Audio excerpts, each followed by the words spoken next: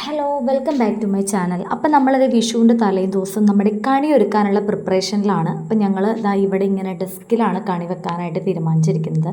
അമ്മയും കുഞ്ഞനും കൂടിയാണ് ഓരോ കാര്യങ്ങളൊക്കെ ഓടി നടന്ന് സെറ്റ് ചെയ്യുന്നത്. ഞാൻ പറഞ്ഞു ഞാൻ വീഡിയോ പിടിക്കാം, നിങ്ങൾ ഓരോ കാര്യങ്ങളൊക്കെ സെറ്റ് ചെയ്തോളാൻ പറഞ്ഞു.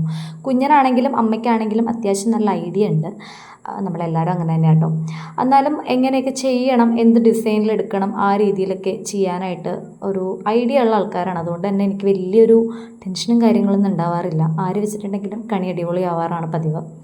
പിന്നെ നമ്മൾ ആദ്യം ഒരു ചെറിയൊരു പായസം വെക്കുന്ന ഒരു ഉരുളി പോലത്തെ ഒരു സംഭവമാണ് എടുത്തിട്ടുണ്ടായിരുന്നത്. പക്ഷെ അതിലെല്ലാ സാധനങ്ങളും കൂടി ഇങ്ങനെ വെക്കാൻ പറ്റിയില്ല. അപ്പം നമ്മൾ വിചാരിച്ചു ഒരു വലിയൊരു തകല എടുത്തിട്ട് അതിലിങ്ങനെ ഈ സാധനങ്ങളൊക്കെ വിരിച്ചിട്ട് വെക്കാമെന്ന്. പക്ഷേ അത് നല്ലൊരു ഐഡിയ ആയിരുന്നു. പിന്നെ അതിലിങ്ങനെ സെറ്റ് സാരിയൊക്കെ വിരിച്ചിട്ടാണ് നമ്മൾ റെഡിയാക്കാൻ തുടങ്ങിയത്.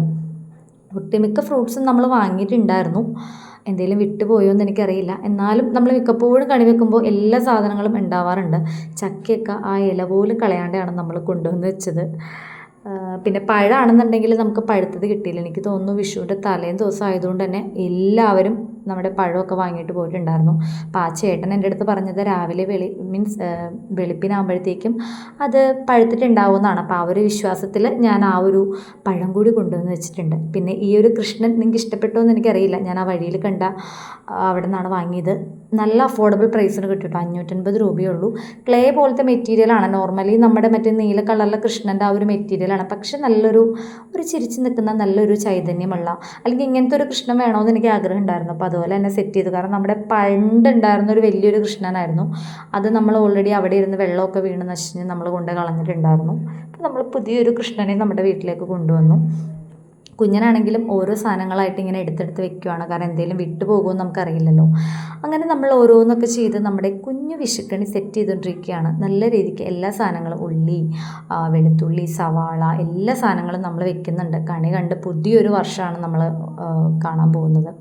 അങ്ങനെ നമ്മളെല്ലാം സെറ്റ് ചെയ്യുകയാണ്. പണ്ട് ഈ കണിയും കാര്യങ്ങളൊക്കെ സെറ്റ് ചെയ്യാറുള്ളത് അച്ഛനാണ്. നമ്മളിതൊന്നും അറിയലില്ല. എല്ലാം മേടിച്ചു കൊടുക്കും. അച്ഛൻ അത് വേണം ഇത് വേണം എന്നൊക്കെ പറഞ്ഞ് എല്ലാം നമ്മൾ പർച്ചേസിന് പോവും.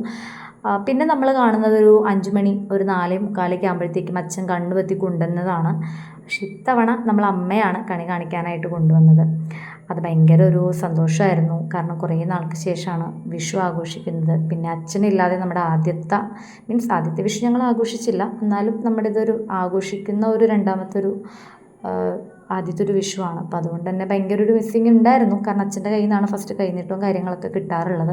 ഇത്തവണ നമുക്കതൊന്നും കിട്ടിയില്ല. അതൊക്കെ ഭയങ്കര വിഷമമായിരുന്നു.